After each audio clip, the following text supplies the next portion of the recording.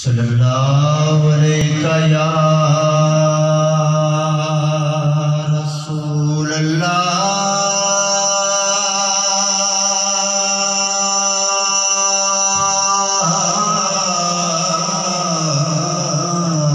सल्लल्लाहु अलैहि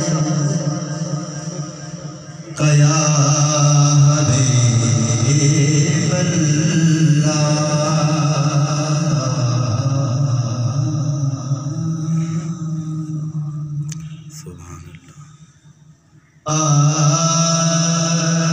ढोल रुई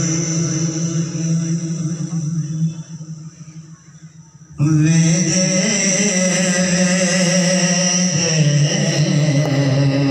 ढोल रुई ओ वेदे ढोल रुई